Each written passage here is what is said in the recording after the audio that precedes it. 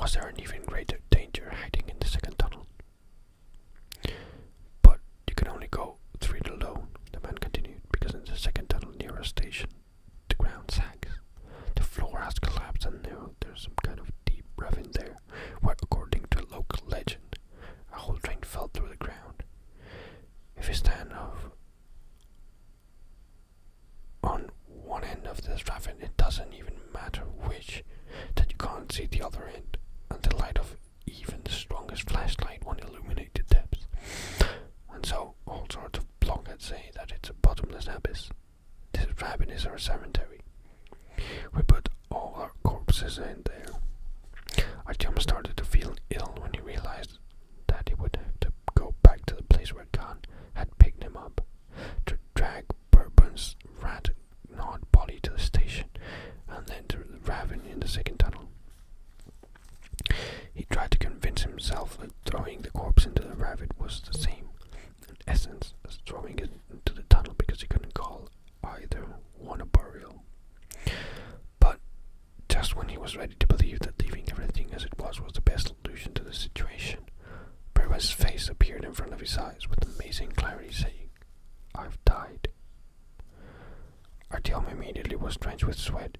He got up with difficulty, put his new machine gun on his shoulder, and said, "Okay, I'm off." I promised him. We had an agreement. I need to.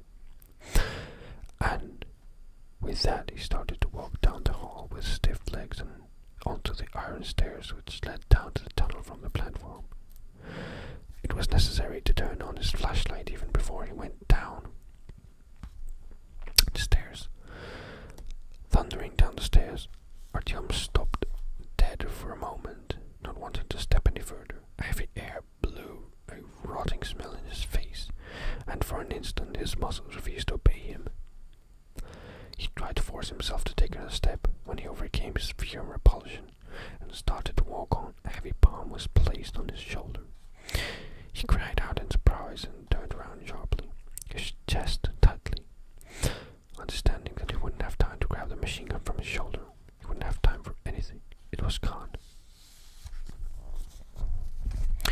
"Don't be scared," he said to Artyom to calm him. "I was just testing you. You don't need to go. Your friend's body isn't there anymore." Artyom stared at him uncomprehendingly. "While you were sleeping, I completed the funeral rite. You have no reason to go. The tunnel is empty." Turning his back to Artyom, Khan wandered back towards the arches. Feeling enormous relief, the young man hurried after him, catching up to Khan in 10 paces. Artyom asked him in an emotional voice, "But why did you do that? Why didn't you tell me? You told me yourself it didn't matter if he stayed in the tunnel or if he was brought to the station." "For me, it doesn't matter at all." Khan shrugged his shoulders. "But to you it was important. I know that your journey has a purpose and that your path is long and difficult. I don't understand what your mission is, but its burden will be too heavy for you alone, so I decided to help you a bit." He looked over at Artyom with a smile. When they had returned to the fire and sat down to be seized the trampoline, Artyom couldn't help but to ask,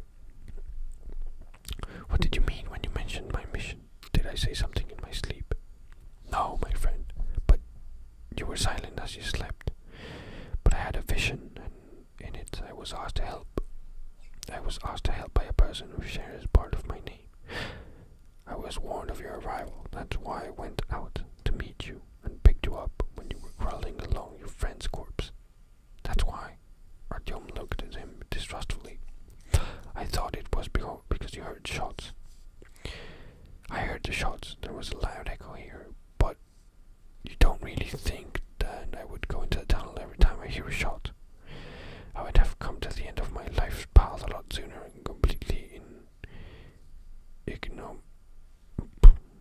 ignominiously if I had done so. But this was an exception." "And what about the person who shares part of your name? I can't say who that is. I've never seen him before and have never spoken with him, but you know him. You ought to understand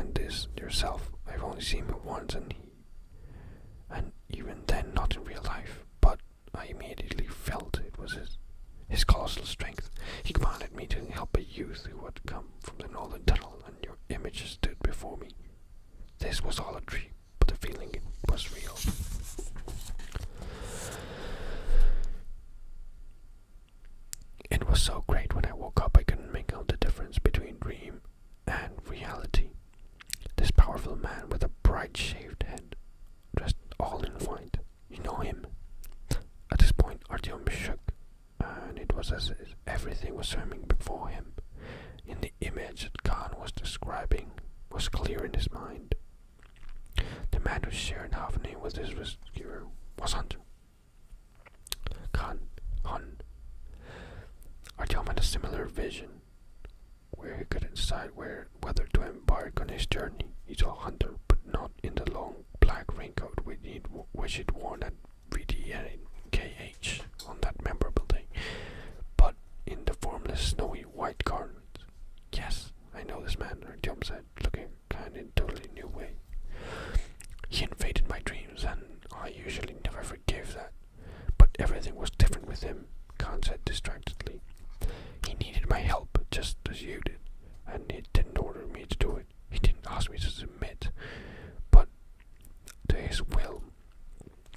But it was more like he was asking me persistently. He wasn't able to crawl inside and wander through someone else's thoughts, but he was having a hard time, a very hard time. He was thinking about you in desperation and needed a helping hand, a shoulder to lean on.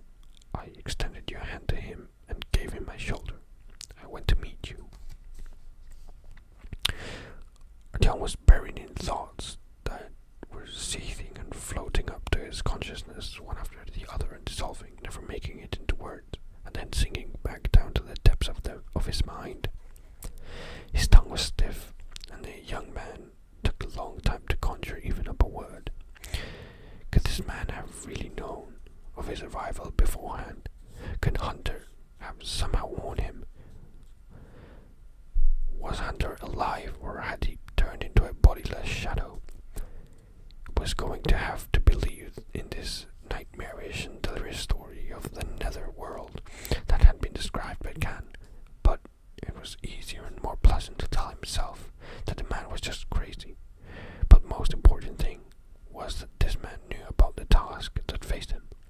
He had called it a mission, and though it was probably having a hard time figuring out what it was, he had understood its importance and gravity. Where are you going? Khan asked Artyom quietly, calmly looking him in the eyes, though he was reading his thoughts. Tell me where your path lies, and I will help you make it to the next stop towards your goal if it's within my power. He asked me to do that.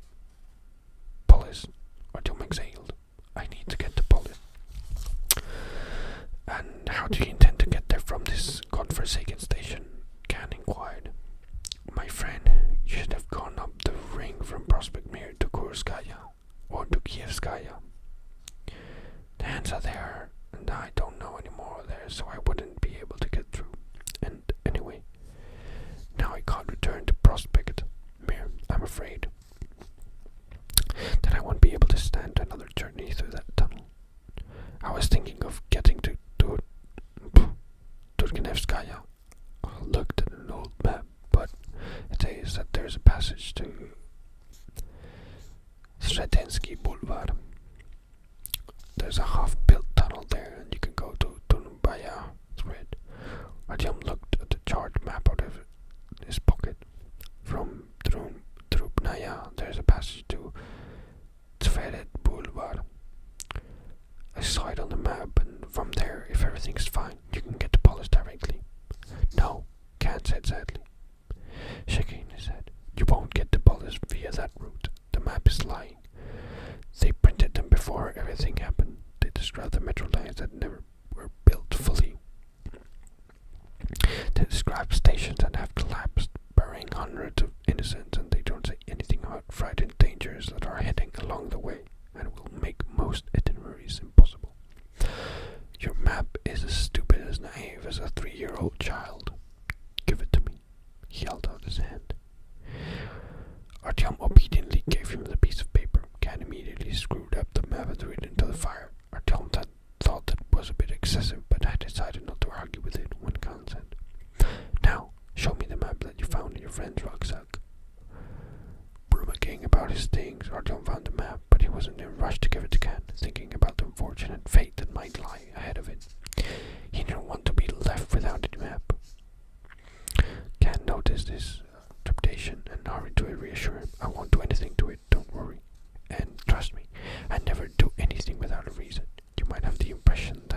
My actions have no